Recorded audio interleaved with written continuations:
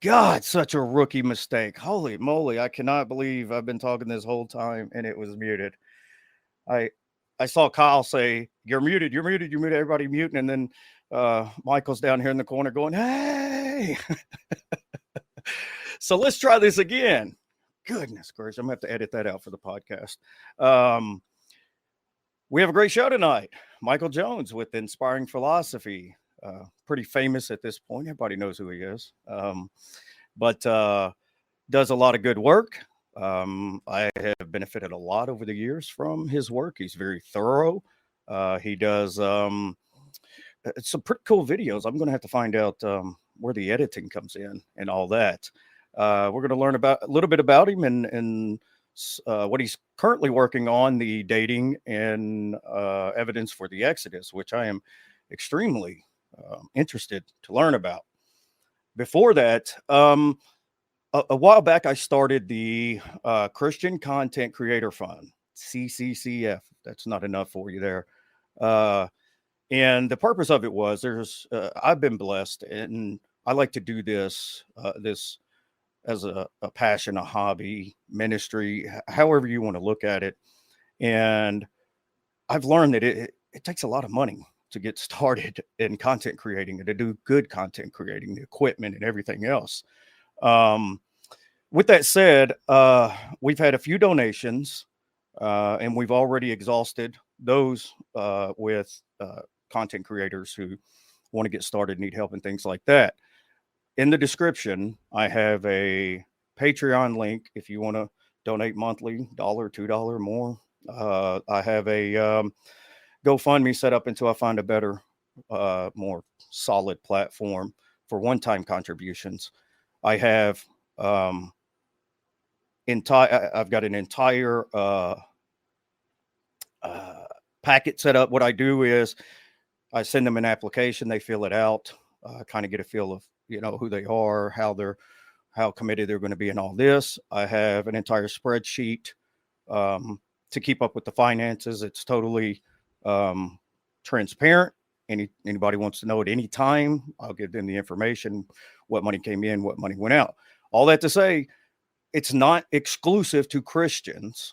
Just as a Christian content creator and seeing so many Christians want to get started, I called it the Christian Content Creator Fund. So if you feel compelled, give. If not, share it. Let's try to get the fund up. Because I've got quite a few people who are needing help. With that, I won't go on anymore. We're going to get to the intro here, because after the intro, we're going to bring Michael on, I hope, if he hadn't run away by now. But thank you guys for being with us, and let's get started.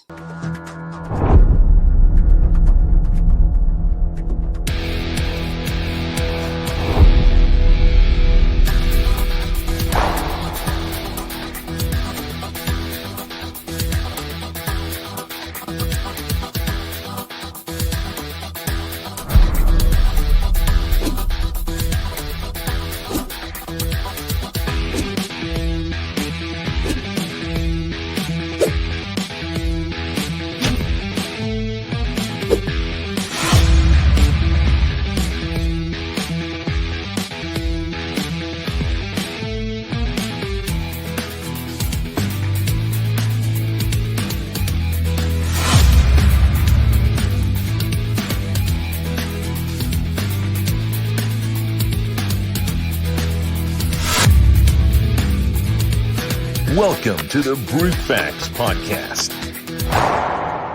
with your host and everybody's favorite Christian, Eddie Kroom. Don't forget to like and subscribe to the channel and hit that notification bell for future content. Thank you, Pastor Mike, for that intro video there. I really appreciate it. Check him out over at Normalizing Atheism. Michael, how are you doing? Good. How are you doing? Oh, my goodness. We're going to get this figured out one way or another. I can tell you that. It's kind of everything. I've had plenty of time, got ready for everything, and it just all fell apart at the end. No worries. Yeah. So thank you for joining us. tell us a little bit about yourself for those few people that's been under a rock and doesn't know what you do and where you're from. So yeah, my name is Michael Jones. I run Inspiring Philosophy, primarily YouTube channel. We make a lot of animated graphic style videos. We've branched out now on the TikTok. We're growing on there quite fast. I'm almost at 10,000 followers. I also upload videos to Facebook. I have a Twitter account as well. But generally, I make Christian apologetic videos. I go through a lot of detailed stuff. Currently working on a series over the Exodus. I got a video coming out this Friday on Ravi Zacharias and all of his horrible things he did. And then in August, I'll be starting a series on the documentary hypothesis and critiquing and challenging it. That sounds fantastic. You seem to be kind of all over the place. You kind of just bounce from one thing to another. Oh, yeah. I don't know how you have all the energy for it. It's killing me. I don't know. This is my passion. I love doing this kind of stuff. I love reading these kind of books. Just going to keep going. Eventually after this, I'm going to start doing stuff on eschatology and responding to that objection that I think is really bad. But, the objection that Jesus predicted the world was going to end in his time. And I'm going to challenge that view because I don't think he did.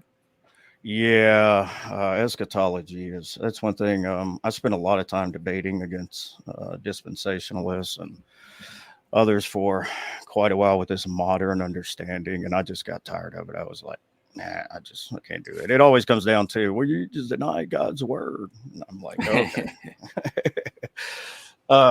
So have you always been a Christian, or how did you get into, Christianity itself, and then what led you into the philosophy side of it? Yeah, so I was raised in a pretty fundamentalist church, young earth creationism, dispensationalism, rapture, all that stuff. And it was I got turned off on it really early. It was basically slowly becoming a mega church.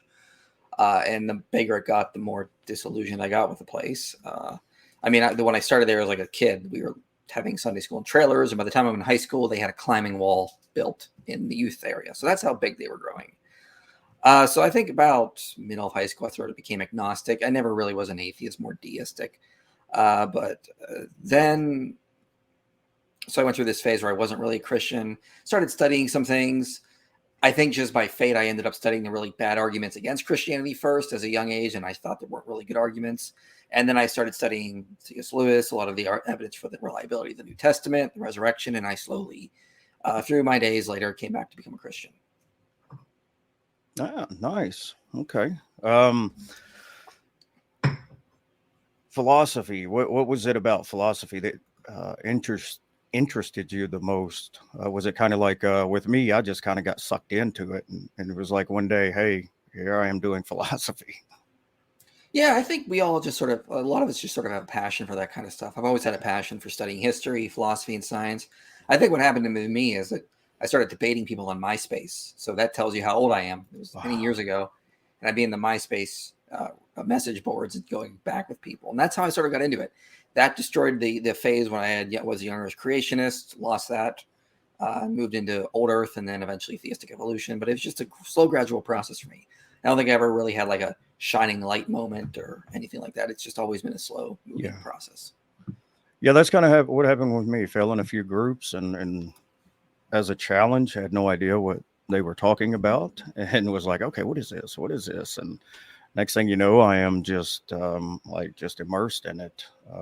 Just can't get enough. The problem is so many different places to go in philosophy. Somebody that's ADHD like me, you're just kind of like, I got to find something I like. Yeah. So what got you interested in the evidence and dating of the Exodus? I know that's a pretty hot topic, at least on the internet. A lot of people are constantly, it's pretty much all the scholars say it didn't happen and all these things. And I'm like, but yeah.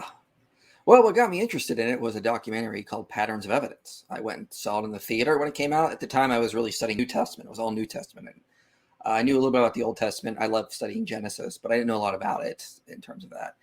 After that, when it came out, I think it was like 2013, 2014, I started diving into books, reading on it, the Exodus. And I didn't find a lot of good evidence to support the Patterns of Evidence documentary. I started to reject that idea.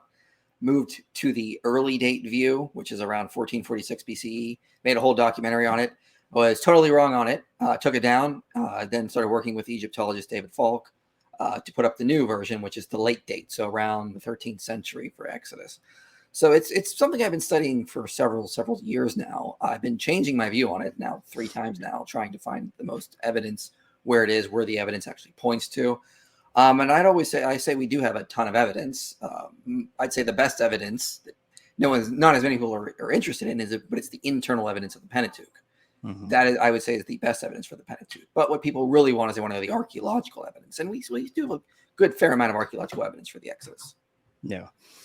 That's well, that was what I was going to ask you, if you were a late date guy or an early date guy, because I see a lot of theologians and scholarly theologians that are historians or biblical experts, things like that, are more and more defending the early date in the 15th century. Yeah, I mean, there's a lot of books that do that, like this book here, Biblical or History of Israel by Walter Kaiser. He defends it.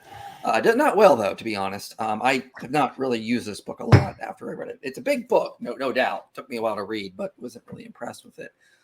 Some of the best evidence I saw for the early date was from people like Scott Stripling, Douglas Petrovich, Titus Kennedy, and then the problem is they kind of like led me astray and misrepresented a lot of the data, what it actually says on the ground. There's a lot of problems with some of their stuff. So that they make the best case for it, and I would rate it, now that I have a better understanding of the data, like maybe a D-, because that's how they just get a lot of things just flat out wrong, unfortunately. Wow. Yeah. So I've actually listened to lectures by Petrovich, and he or presentations, and I mean, he paints this really convincing kind of picture. Yeah. He fooled me. Yeah.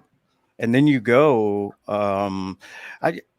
this is probably going to be on the edge of being fallacious, but I'm very cautious of anybody that writes for Answers in Genesis or some of these other, I'm just like, well, I think I'm going to move on to somebody else. Yeah, it's a red flag for sure. Yeah. So I've actually been going through Michael Heiser's Demons. And so he defends you said the early date is what he... I don't know. I've heard Heiser say different things. I've heard early date. I've heard late date. I've heard him try to defend David Roll's position. So I don't know. I think he bounces around from what I can gather. Okay. Yeah.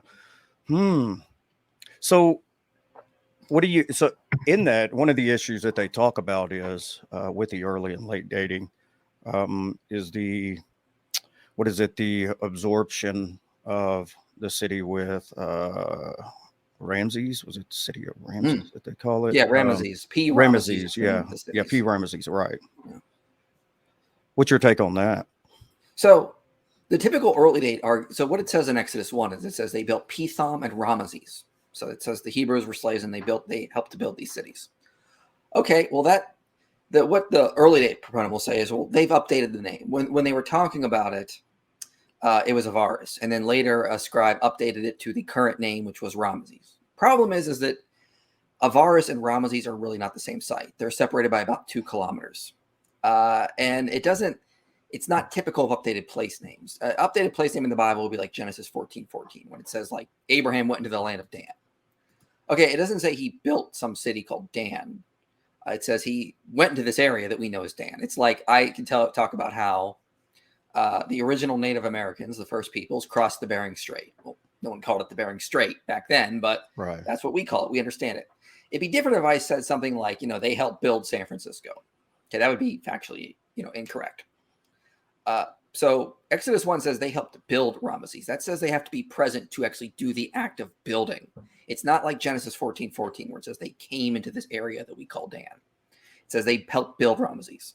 That Ramesses was not put into practice until the 19th dynasty took over, which is about around 1300, give or take. So that means the Hebrews still had to be there by about 1300 BCE. So right then and there, you don't have an early date for an Exodus, because the early date is 1446 BCE. Some try to play around with the dates, move it up a little bit more, but you got to have them there to build Ramesses. We also know that during this time, the city of Pithom was being built up by Ramesses. There are papyrus that attest to this. So right then and there, we have the two cities we know are being built on the Ramesses. That tells us the Exodus had to happen after the 19th dynasty got going, and sometime during the reign of Ramesses. Most likely during his reign. Yeah. Yeah, because I think one of the points another one of the points he was making was about Ramses being the pharaoh being listed, Ramses the second, I believe, and he was trying to make a case for the semi-presence there through like for a long time, where they just came to almost outnumber the people and things. What I was getting from it is that there seemed to be a lot of things there that had to fit, just kind of nudge it in there so he can bring it all around to this grand kind of presentation of, okay, well, now this is how we know. This is how we can know the dates. So he also brought up this stela that was talking about, I guess, the conqueror over those that worship Yahweh, or and I'm not sure how he tied that in to the early Shashu of dating. Yahweh. Yeah. Okay, so in basically what is now present-day Sudan, there was a temple in the southern Egypt that Amenhotep III built. So we're talking around, give or take, around 1360 BCE or so. So it's still really kind of late for what the early date proponents want. This would mean if the early date was right, they would already be in Canaan, an established place. They would not be wandering. So it doesn't even really line up for the early date. And it talks about the Shashu of like YHW. It's not really definitively Yahweh. One thing I've learned is that a lot of Egyptologists debate about what that meant. It could be referring to a group, could be referring to a place, could be referring to a deity. We don't really know. It's not definitively saying Yahweh, but it also says they're in Edom. Okay, we know from the biblical account the children of Israel didn't go into Edom. They had to go around it. They couldn't get through there. So we know they weren't even in that region. So how do you do that? If it is referring to Yahweh, it may just, we know that the Edomites were from the biblical account. They were, according to the biblical account, they were descended from Abraham. Abraham worshipped Yahweh. So they could very well have worshipped Yahweh there. We know that Yahweh was worshipped in Edom in the Iron Age. It's from other inscriptions that attest to it. So it could very well be referring to Edomites worshiping Yahweh, but it's not referring to the children of Israel. It doesn't align with the early date. The early date would have the wandering period ending around 1406. This inscription dates to around, again, 1360, give or take, sometime around in there. So this would be after the early date for the conquest. And again, it cannot be referring to the children of Israel because it's referring to people in Edom. So it doesn't really work. Mm-hmm. So what would be the significance of the dating? What would hinge on the early versus late dating? What do you mean? Like, what would hinge? What is the motivation to want to put it earlier? What is? Well, it's because there is a verse in, I believe it's First Kings, where it says Solomon built a temple 480 years after the Exodus. Mm-hmm. So they go, well, that's about 966. Let's just add 480. You get 1446. Boom, we got it, guys. That's the date. And so what they don't understand though is that in the ancient Near East, they used numbers symbolically. I knew this while I even held to an early date, and so this wasn't like a key feature for me. I even admitted, it's give or take. I'm not going to hold to a specific exact time because the Hebrews loved round numbers. They love using symbolic numbers. So we have like temples like Tikulti Ninurta. The first declares 720 years elapsed since the initial construction of the Temple of Ishtar by Ilushuma. Okay, it wasn't exactly that, but you get the idea that they're using round numbers. They like using these symbolic numbers. So in that culture, number 60 was very important, but in the Canaan, 40 was more important. So 40 times 12, you get 480. That's what they're trying to do. It's a symbolic number to show total completion from Exodus to currently. Same thing happens in Egypt with temple dedications about the Temple of Set and additional things. We just see this all over the ancient Near East. There's temple dedications that use these round numbers. It's not giving you an exact timeline. They weren't interested in that kind of thing. So that's the motivation for holding to the early date. The motivation for holding to the late date is the fact that the biblical text says they were there to build Ramesses, P-Ramesses. So they have to have been there by about 1300 BCE to still be slaves. So on that, I haven't done a ton of study in this area. I am interested in ancient Hebrew cultures, the ancient Hebrew language. And it seems, from my experience, that it's almost a division of biblical literalist from those who don't hold to a strict literalism. Is that kind of been what you've noticed along, or? Yeah. I mean, it's hard to hold to a strict literalism with the Bible. I mean, Exodus 4 says that if you're going to take it literally, you're going to get some weird interpretations. So Moses would have been in Midian for 40 years. You know, he's got 40 years in Egypt, 40 years in Midian, 40 years with the children of Israel wandering. Okay, at Exodus 4, he's about to return to Egypt. So he's supposed to be 80 at this point. And he had children. He got married and had children there. So he's supposed to have been there for 40 years. Exodus 4 says he took a donkey. He put his wife and his 2 sons on the donkey and went back to Egypt. So he took his 2 adult sons and his wife and put them on a single donkey. Maybe that 40 years is not literal. It's a symbolic number. Maybe it's not really that he had 2 adult children who didn't have any children of their own yet. And maybe they're actually very young when he's going back to Egypt. It's not an exact 40. And we see this 40 in the Bible often just represents like a general time period. It doesn't really refer to an exact 40-year period. Yeah. Well, on that note, that kind of a little a side note. So a lot of the discussions I have talking to literalists or those that lean towards literalism is that a lot of times we seem to not approach the ancient Hebrews as an ancient culture, an ancient language. And we have a storytelling culture. And when you tell stories, you build pictures with images. And when they developed their language, they didn't stop building pictures with images, or that's how the original Hebrew was kind of predicated. And like you were talking about, the symbolism of numbers all the way through up until the gematria. I mean, there's always been this fascination. If anybody does even a little reading or study into Kabbalism, it's insane the amount of symmetry that is there between the alphabet and the numbers and all of these figurative numbers and what they mean.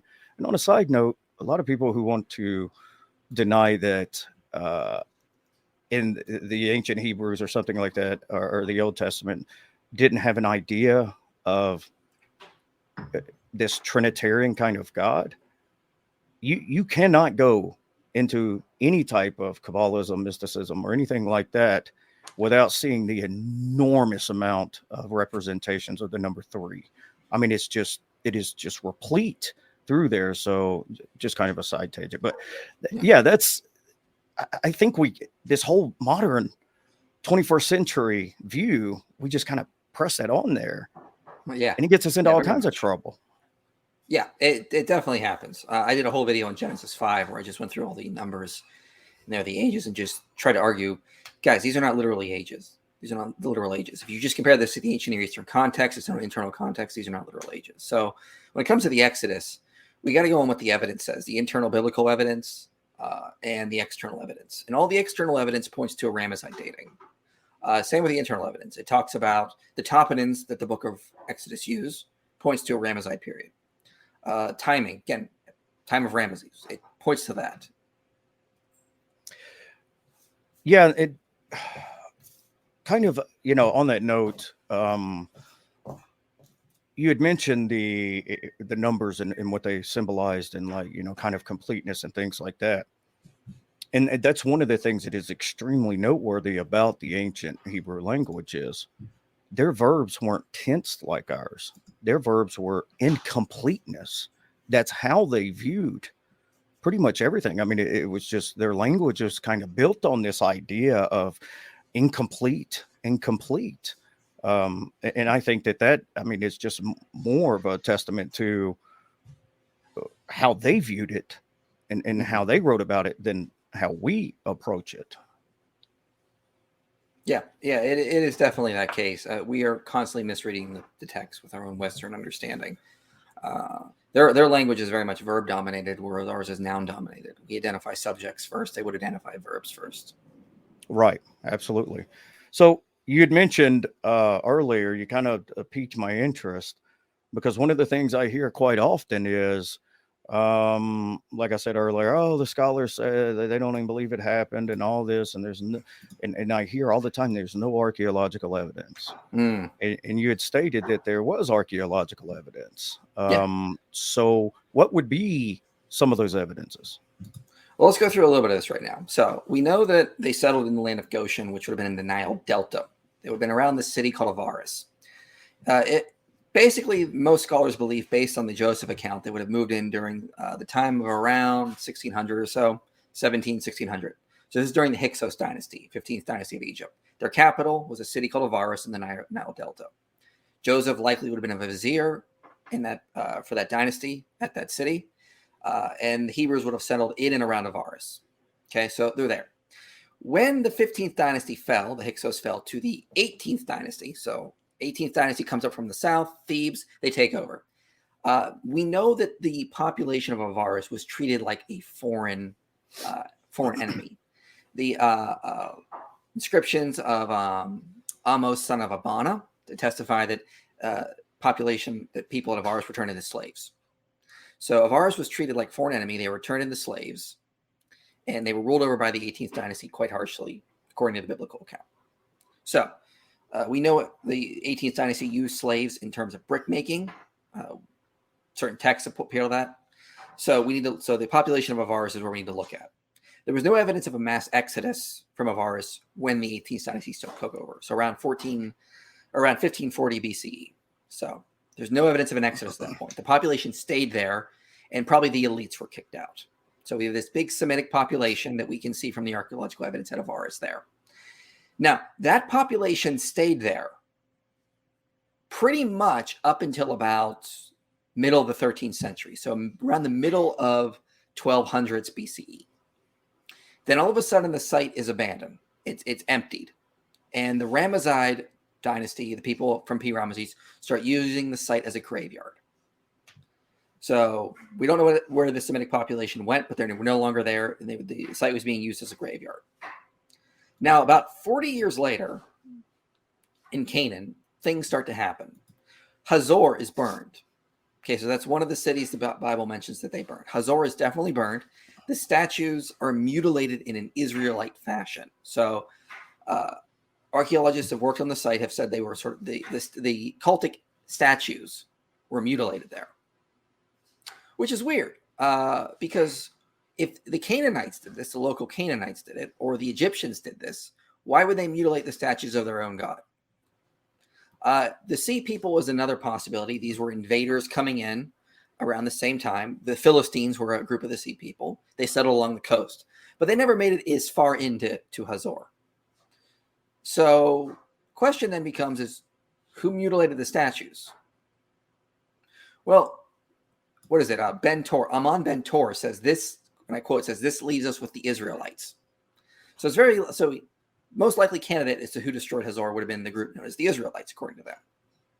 This is about 40 years or so, give or take, after Avaris has basically been abandoned and turned into a graveyard. So interesting correlation there. Also, around the same time, something crazy is happening in Canaan. There is a population boom. So some sites, like in the Fram Samaria region, we're talking like sites double by like 5 times. So so sites are sort of popping up, like in Manasseh, Ephraim region, the region of Benjamin, Jordan Valley. I mean, sites are just rapidly increasing, and they're increasing rather quickly. This is not like a slow buildup. It's like late Bronze Age, beginning of Iron Age, boom, population explosion. Now, there are archaeologists that still deny an exodus and try to interpret this as different Canaanites moving and shifting around the region. I'm not convinced of that, and I can explain why. But generally, let me just recap. So we have population of Avaris is enslaved. They stay there till about the midway through the Ramesside period. Site's abandoned. About a generation or so later, Hazor is burned, and there's a huge population of explosion in Canaan. So, and this is admitted by archaeologists like Baruch Halpern, William Deaver even admits there was this population explosion. In fact, I'm going to use him in my upcoming video to argue this. There was all of a sudden this huge amount of people that just sort of showed up. They interpreted it as Canaanites that were living like semi-nomadic lives, invisible to archaeological traces, and then they settled down. It seems like Kenneth Kitchen responds and says it's kind of weird and ad hoc. It seems more likely this is an influx of outsiders because there's just so many people that show up. But there's a little bit sneak peek of kind of like you see a little bit of the data. If you have any questions, go, or I can give you more data even for that. Yeah, well, speaking of the population, one of the things that almost inevitably comes up is if there was an exodus, it couldn't have been as big as what the Bible had stated it was. What would be your response to that? True. Yeah. No, even very conservative Egyptologists like Kenneth Kitchen and James Hoffmeyer, except it was probably around 30,000. David Falk says maybe around 100,000. And here's the reason: is because the word for 1,000 in the Bible is often used to refer to just a group, a unit, a tribe, a military unit, these kinds of things. It doesn't necessarily refer to 1,000. It's sort of like our English word grand. You know, a grand can mean 1,000, but can also mean great or big. Grand old time can mean a good thing. So that's kind of how the Hebrew word for 1,000 works. So I think Kitchen estimates around 30,000 or so for the Exodus. Again, you can maybe get around 100,000, but no one thinks it was around 2 million unless you're very conservative. And that fits with the population changes we see from Bronze Age to Iron Age. Yeah, it seems like if 2 million people walked out of a city, it would like destroy the economics and everything of that city. It seems, a population that size. But like you were talking about, that's such an excellent point, because we can actually see the symbolic use of 1,000 all the way through even the New Testament, where it talks about on 1,000 hills. Would make people angry, but Jesus reigning for 1,000 years, all these different things. It's like if you understand any kind of idea of the symbolism and the numerology, I guess, would they call it the numerology? Is that a different kind of study? Well, they just use them for symbolic purposes. I mean, it's like if you said your wife is a 10, you don't mean she's literally 10. You mean she is your symbolic meaning for really attractive. And for the record, my wife is 110. So I don't get beat up later. I'm not going to harp on that one, but yeah, excellent point. But with that, and then I'll let you go on with the rest of them, is when we hear about, let's say it's 30,000 to 100,000, it seems within the desert, we would have some kind of, or this is what you typically hear, some kind of pottery or maybe weapons or tools or things like that. One of the explanations I heard, I didn't really investigate it a whole lot, was actually at that time, a lot of the cyanide was actually covered in water, or it wasn't as all dry desert as we see it today. Is that something that you've run across in that explanation, or? So there was more of the Red Sea that went kind of further north in like these reeds area. So there was like these freshwater parts that probably where the crossing of the Red Sea happened was in the reeds of the northern part. So yeah, there was a lot more. But when you got more into the eastern part of Sinai, it was mostly desert there. But closer to Egypt, there was a lot more water, from what we can gather. Okay. All right. So with the other evidence is what else is it building off of that? Well, let's talk about Jericho. Everybody's like, oh, well, Jericho wasn't destroyed at this time, guys. End of story. Jericho's the first city. So checkmate, no Exodus. So let's talk about Jericho. Latest reports on Jericho have come out by Lorenzo Nigro. He was 2020 paper came out.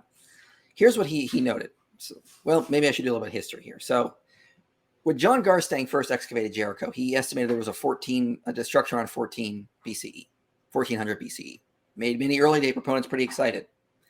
Kathleen Kenyon shows up. She says, no, this is actually 1550 BCE. We got to push it back. So way too early for even the early date.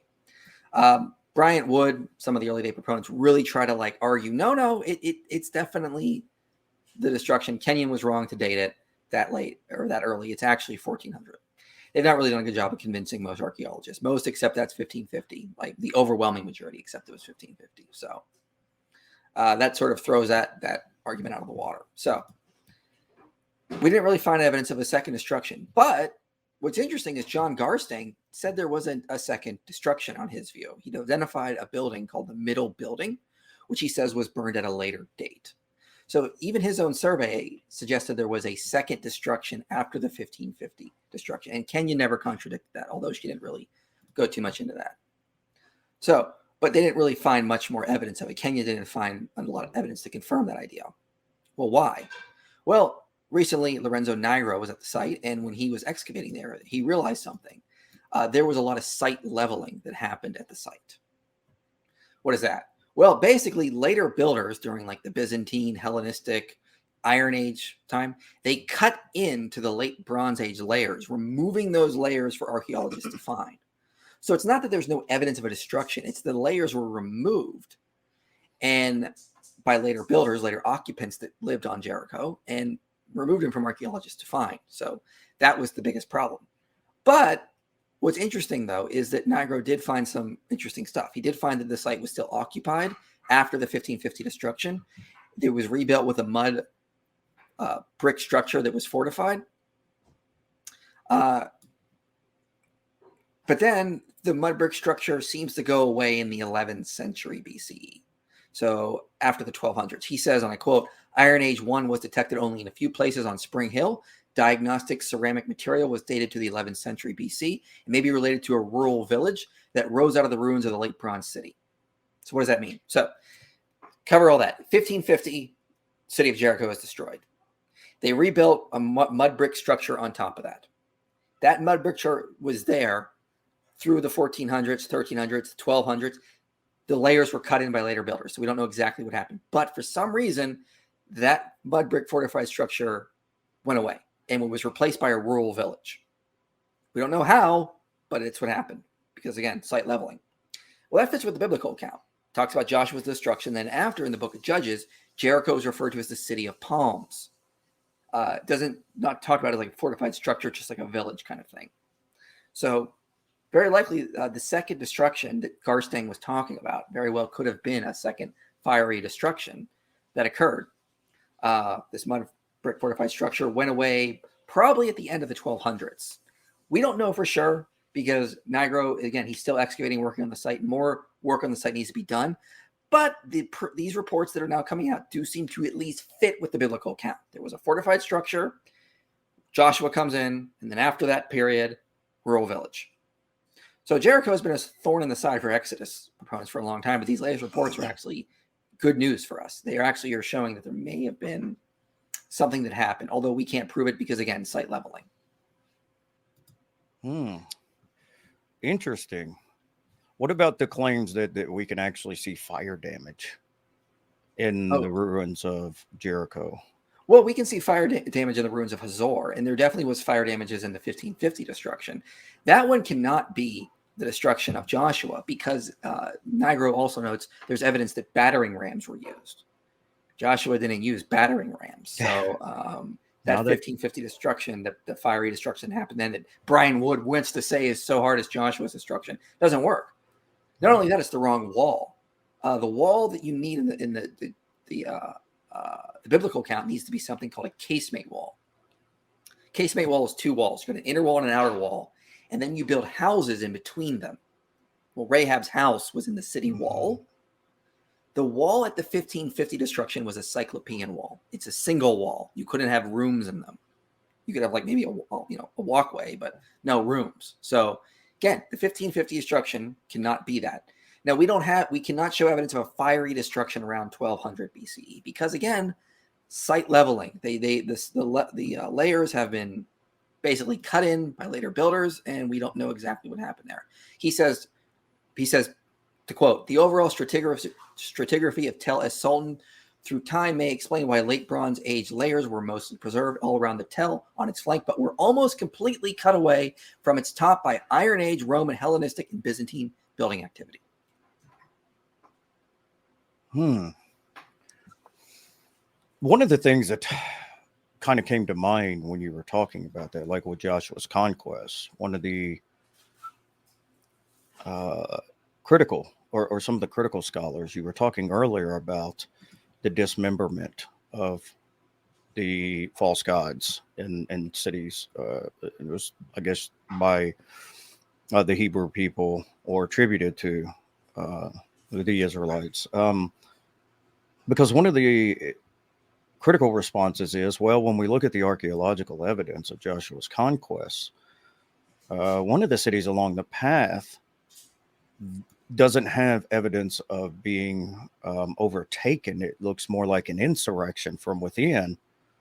And they were talking about because of the mutilation that was done to all the false god statues that are in there. And I'm like, what you were talking about earlier, if that's something that was attributed to the Jewish people and something that they did, or was it common practice, period, when they like kind of ransacked a place? Well, here's the thing. Joshua's conquest does not say they burned tons and tons of cities in Canaan. Mm-hmm. For example, Joshua 11, 13, 14 says, but none of the cities that stood on mounds did Israel burn except Hazor. So it's talking about the cities in the north. They didn't burn those cities. It directly says they just left them alone. Why? Well, because the Bible tells us that God was going to bring them into homes that they did not build, vineyards they did not plant. They were meant to take over the cities and kick out the inhabitants, not to burn and kill literally everything. So it was exaggerated war language throughout Joshua, like hyperbolic exaggeration. Right. But they only says they burned 3 cities: Jericho, Ai, and Hazor. Ai is a small, really, really small site based on what the biblical account says.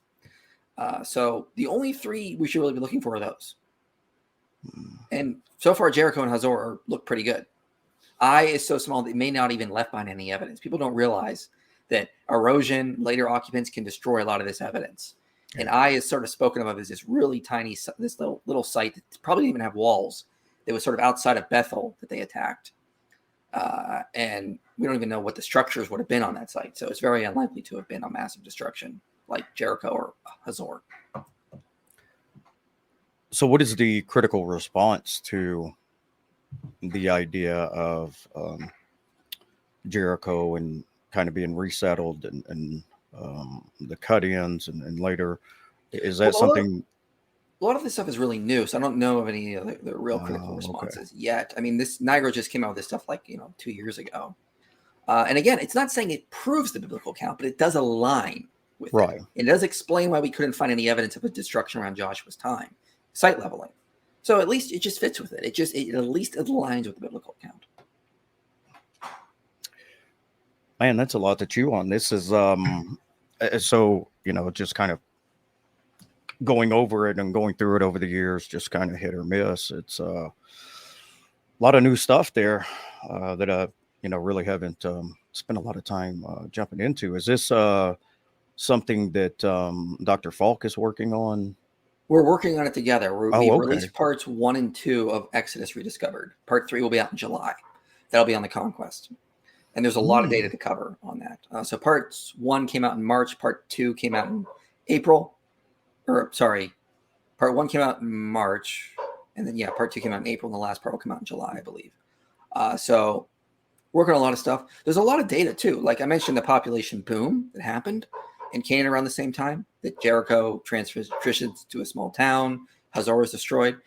These new Iron Age 1 sites, the population explosion, they lack pig bones. There was no pig bones at these sites. You know what also lacked pig bones? The city of Avaris before it was abandoned. That's that is definitely an interesting fact. Given the Yeah, that's odd. So, how far back through the archaeological digs? I mean, is it common to see different animals throughout the bones of different animals throughout the different periods of time? Oh yeah, yeah. They were. I just read a study recently on how pig bones started to show up again later in the Iron Age in the kingdom of northern Israel, so just before their exile.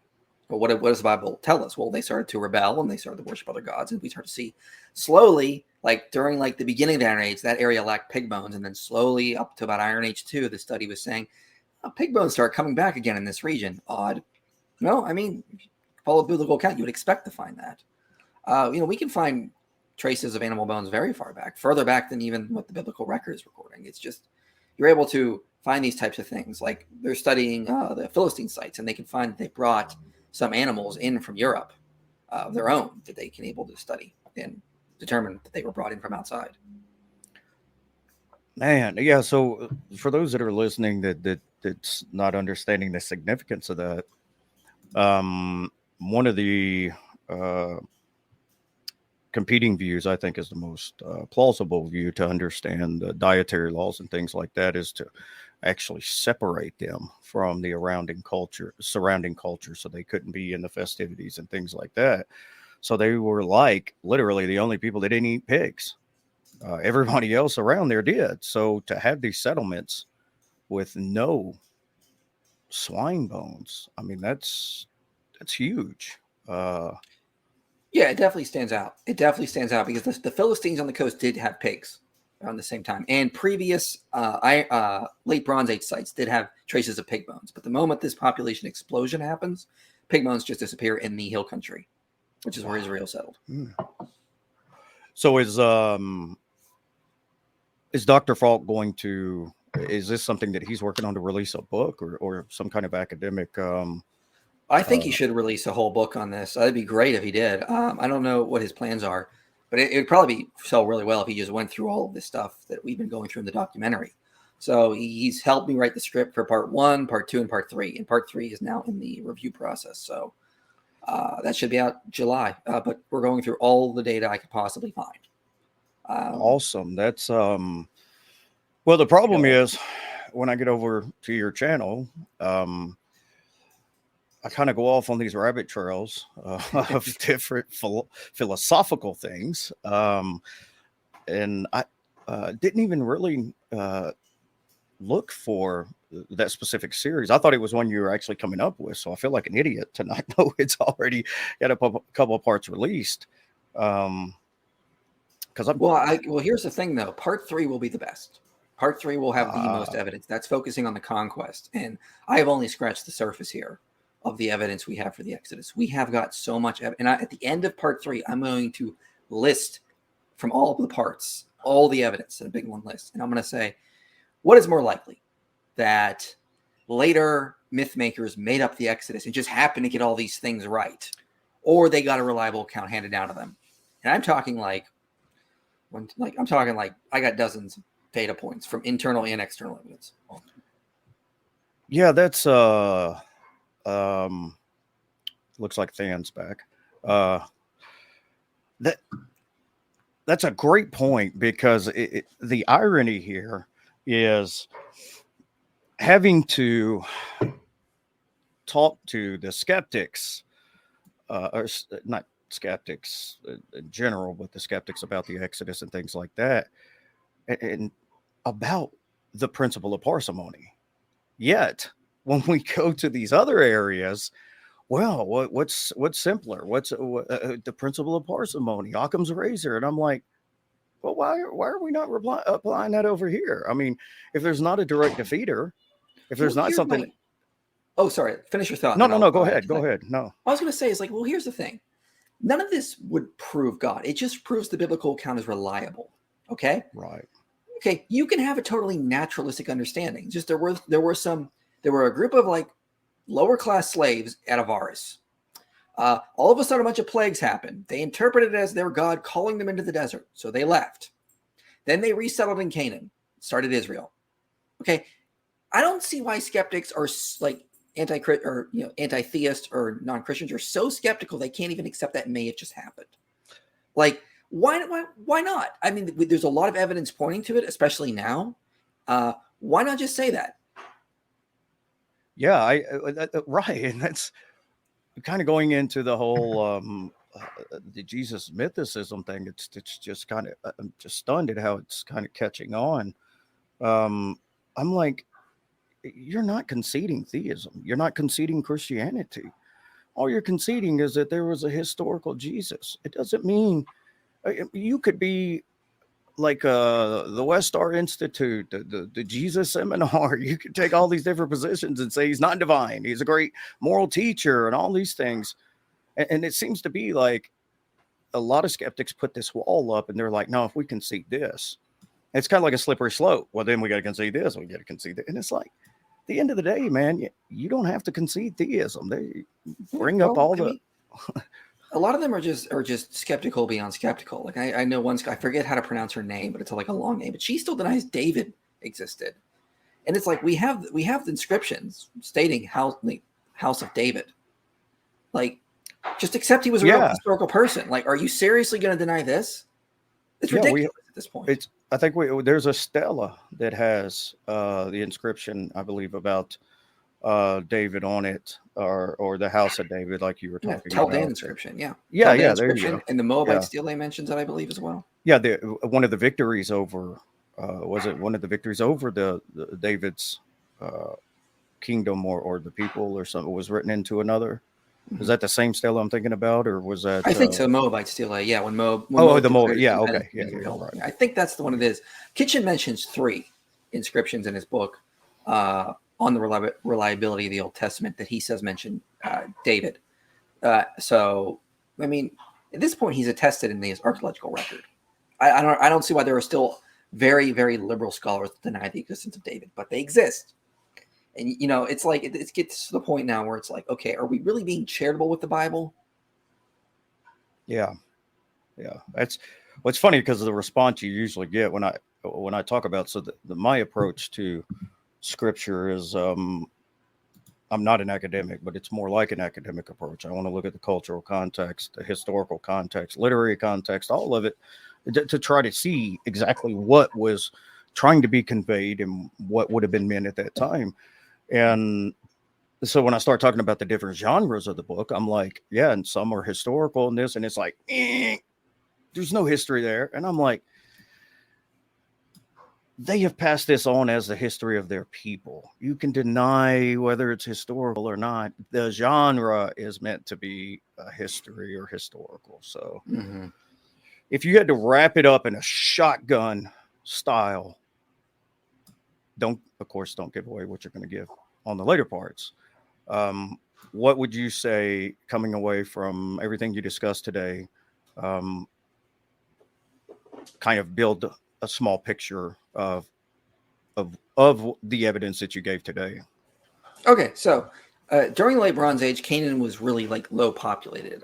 We know that the Egyptians were even going in, like Amenhotep II, Tutmosis III, and they were taking a bunch of the Canaanites back to Egypt to serve as slaves. So very depopulated time period. We know that the city of Avaris was where a lot of these Semitic people were. And then all of a sudden the city is abandoned around the Ramesside period. I didn't mention this in the documentary, but because a lot of the graves at Avaris were destroyed by later agriculture leveling on there, so we don't know. But it is kind of weird that they all of a sudden needed to use the site as a graveyard. It's like a lot of people died, maybe. Interesting little correlation there. But I didn't mention that because, again, graves were destroyed. We don't really know entirely. But site is abandoned. About 40 years later, on the biblical in Canaan, population boom. These new sites like Pig Bones, Hazor is destroyed, Jericho transitions. They lack pig bones, as I said. New cultic sites show up, like Shiloh and Ebal. A lot of really interesting correlations just sort of align right there. That doesn't prove God exists, but it does show the biblical account is reliable. And I've not even scratched the internal evidence, the Pentateuch, showing that it does have an Egyptian origin. It does have a lot of Egyptian correlations, like Egyptian loanwords, Egyptian names, Egyptian customs and practices in it, that later scribes or authors could not have made up unless they were familiar with the Egyptian world. So, I mean, there's just a lot of good evidence to point to that. Why would we say that Israel started as internal Canaanite changes when we have no ancient texts that attest to that? And we have Israel's own ancient records which say they came out of Egypt. Why would we deny that? Posit a theory that has no textual witness. Doesn't make any sense. The Exodus most likely did occur. Yeah. Given the principle of parsimony. Well, that's it. I'm convinced, man. Great job. No, I typically, because I don't like to get into the discussions online, and I'm not an expert on it, because I think there's a bigger issue there than whether the Exodus happened or not. So usually I'll say, okay, I'm agnostic on it. So I will say when I get to the in terms of internal evidence, I'll have like over 30 points in terms of internal evidence. In terms of external evidence, I'll have about 19 points from Exodus to Conquest supporting the Exodus account. So I have in the documentary, part 3, I will cover a lot of data, especially for the Conquest, but a lot of internal evidence as well from Exodus to Joshua supports that what they're handing out is a reliable account. Yeah. I think your buddy in the background wanted to get in the camera shot. Oh, that's my cat. Yeah. She's kind of spaz. And I do got to give a special shout out because my buddy here, who has done so much to help promote my show, is in the audience. Super famous Myth Vision, Derek. Oh yeah, super famous. I'm coming for the documentary hypothesis after I do the Exodus. I'm going to critique it and challenge it a little bit. But maybe I'm glad you said that. I'm glad you said that, because if you got time for a couple of questions, there were a few questions. Yeah, sure. And I think Ethan over at Spartan was kind of alluding to a documentary hypothesis. So let's see. We've got, it wasn't too many of them. I will say the video on the documentary hypothesis is going to be part 1. I've recorded the VO for that. I've not started editing it yet, but that video is 43 minutes long because there is a lot of data to cover that challenges the documentary hypothesis. I've read a lot of books on it. I'm very interested in that hypothesis. After reading a lot of books, I have a lot more respect for it though too. Like reading Joel Baden and Richard Elliott Friedman, Jeffrey Tiege's book, Empirical Models for Political Criticism. I've gained a whole new respect for it, even though I think it's wrong. I think it's a good hypothesis, but it has too many problems with it. I hold to more of a supplementary / fragmentary hypothesis. Yeah. But there's a lot of data to cover on that alone, and I'll be releasing that hopefully in August if I can get it edited because it's just so much. I'm with you. I got so much stuff I have to edit, and I'm just like, I actually like doing it, but it gets so mundane, and it just, because it's just so much of it. And being OCD, one editing session, this should take an hour or two, take me about 6 hours, maybe longer. Sometimes I get frustrated and just close it and start over. So one of the best questions of the night's from my buddy Travis. Why is Swinburne so incredibly based?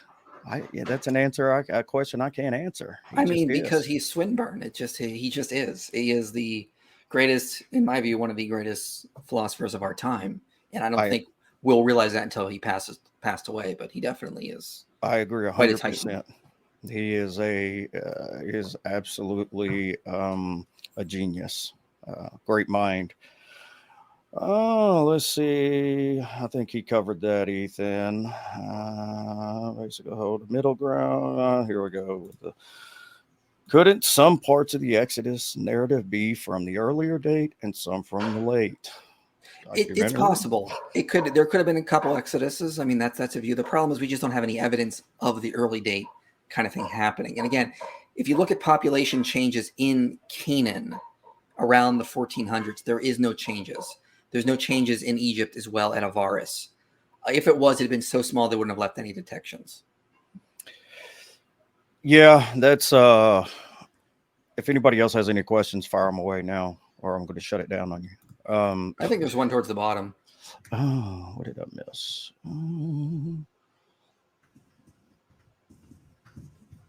There's a supplementary he called it. Oh, good job, So Derek. supplementary hypothesis is this idea that the Pentateuch was original corpus and it was sort of supplemented, redacted, and changed over time.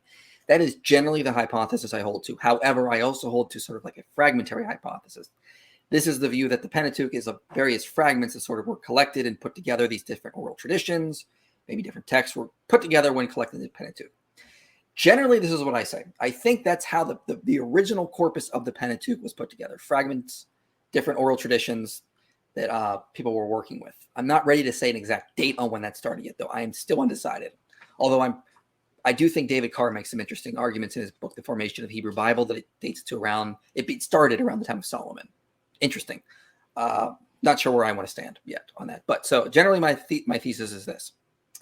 My hypothesis is this, is that there was the original corpus of the Pentateuch was put together by collecting fragments, oral traditions.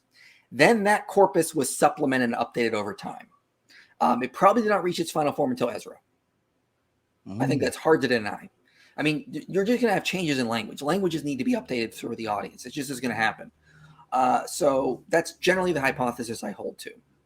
And so I'm going to do one video on generally critiquing the documentary hypothesis. Then I'm going to do a specific video on the flood account and why that is not a J and a P source. I think that is just a flood account that's been included in there, not two sources combined. There's a lot of stuff I want to talk. There's a lot of stuff I want to talk about on that. I want to really challenge that view. I'm also going to talk about some little things here and there conditionally. I might do one on the plague narrative and why that's not two separate accounts. Might do one on the Korah rebellion. I might probably do one on Joseph being sold in slavery, the alleged two creation accounts for sure. So there's a lot I want to talk about on this. I might even do a specific video called The Reliability of Deuteronomy. But I need to study more on that before I do that. So a lot to talk about on there. But yeah, that's generally the hypothesis I hold to. I do not think it was all written by Moses. It was supplemented and updated over time. That's generally the view I hold to. And I think there's a lot of good data that points to that.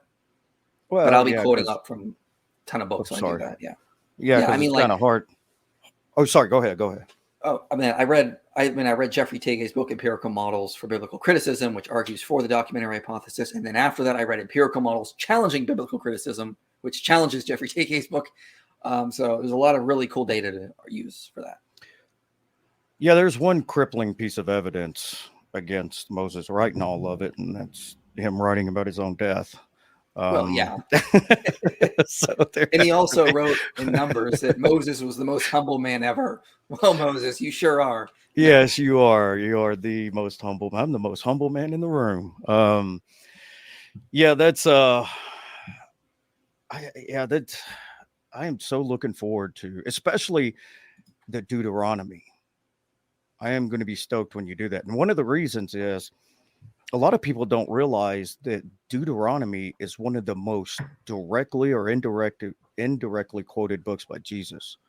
Jesus almost predominantly taught from Deuteronomy and I believe Isaiah.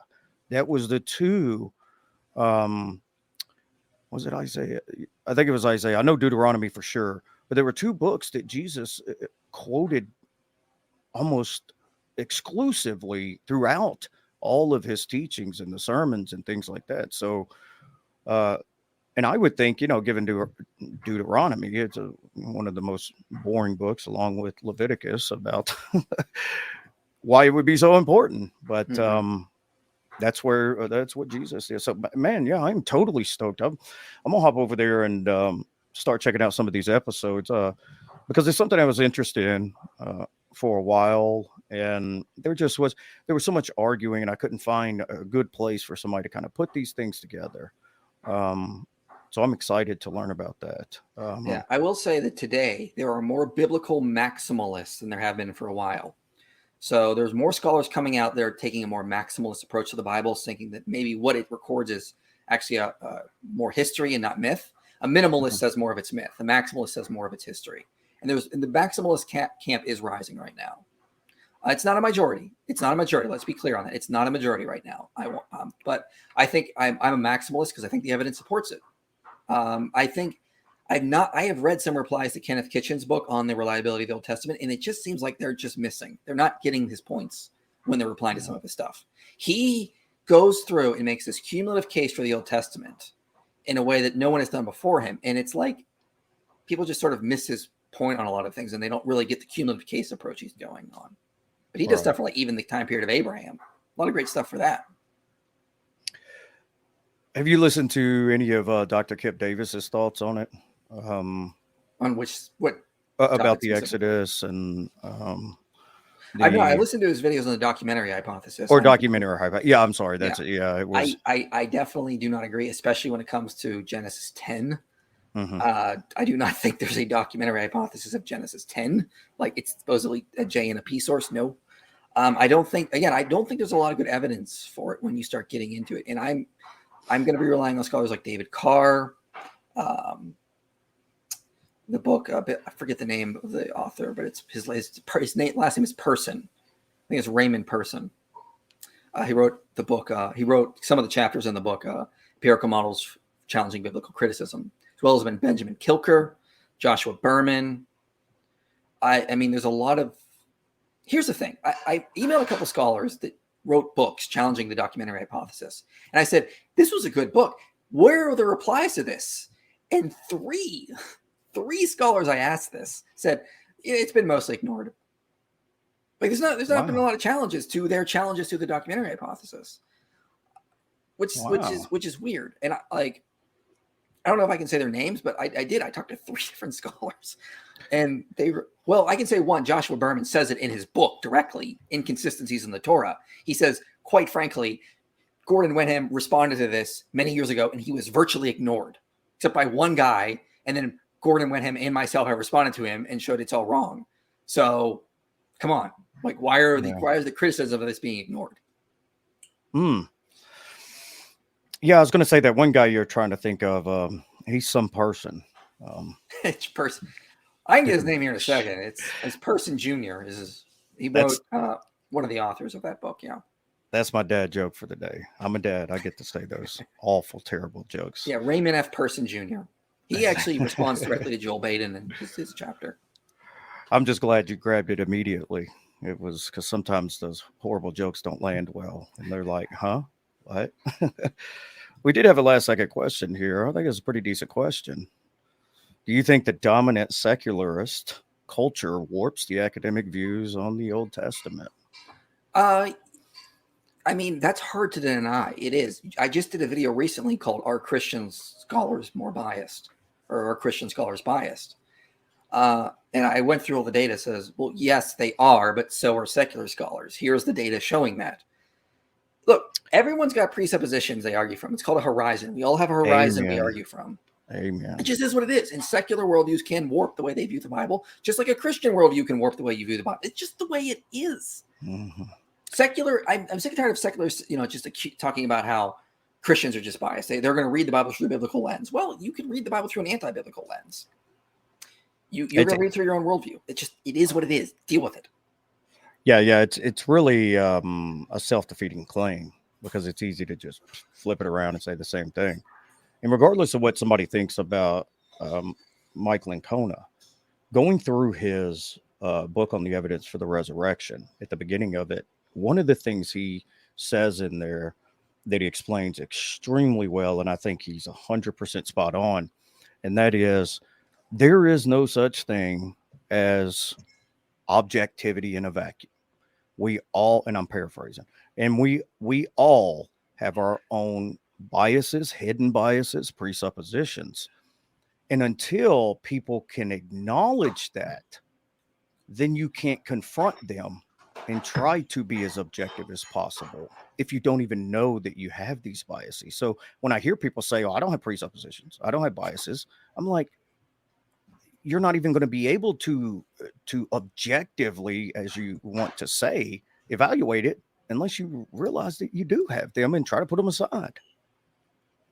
Yeah, I did a video called Our Atheist Bias, and I mentioned a study in there that shows that if you are saying you're not biased, it actually reveals up in research that you are more biased than people who admit they're biased.